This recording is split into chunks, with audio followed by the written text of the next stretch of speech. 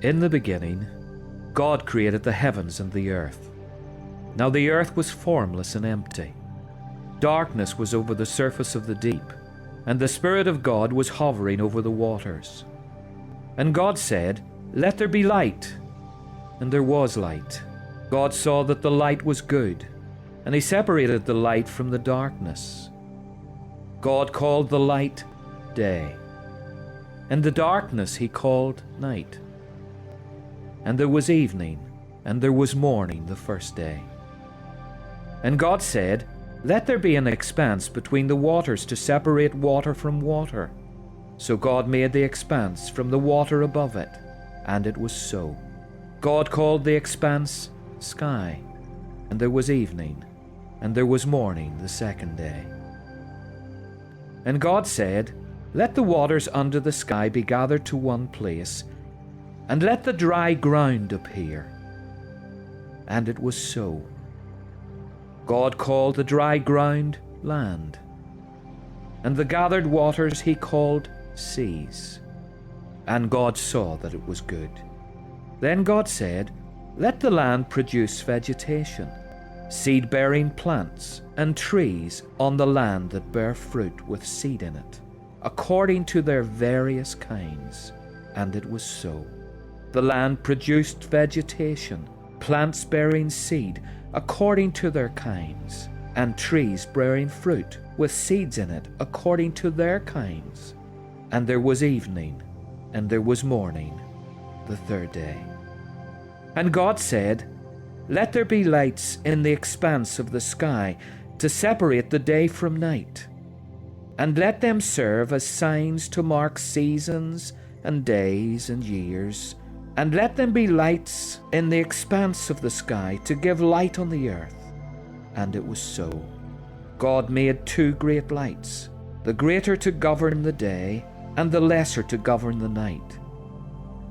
He also made the stars. God set them in the expanse of the sky to give light on the earth, to govern the day and the night, and to separate light from darkness. And God saw that it was good. And there was evening, and there was morning the fourth day. And God said, "Let the waters teem with living creatures, and let birds fly above the earth across the expanse of the sky."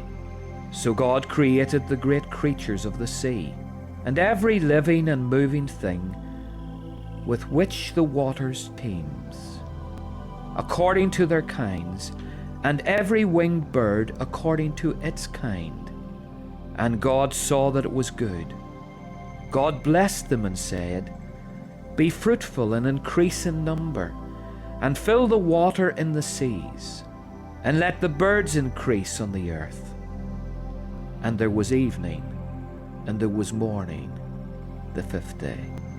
And God said, "Let the land produce living creatures according to their kinds, livestock, creatures that move along the ground, and wild animals, each according to its kind."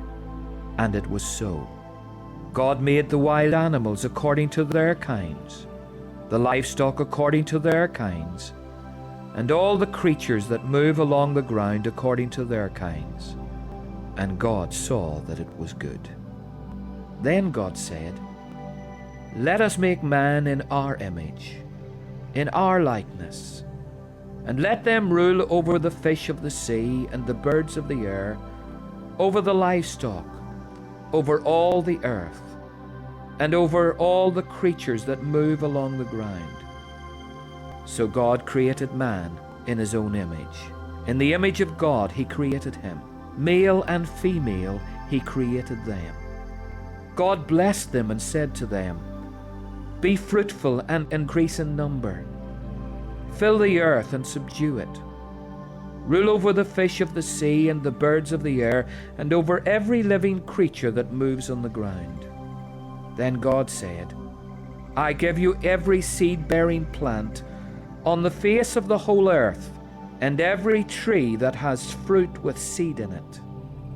They will be yours for food, and to all the beasts of the earth, and all the birds of the air, and all the creatures that move on the ground, everything that hath breath of life in it. I give every plant for food. And it was so. God saw all that he had made, and it was very good. And there was evening, and there was morning, the sixth day. Then the heavens and the earth were completed, in all their vast array. By the seventh day, God had finished the work he had been doing. So on the seventh day he rested from all his work.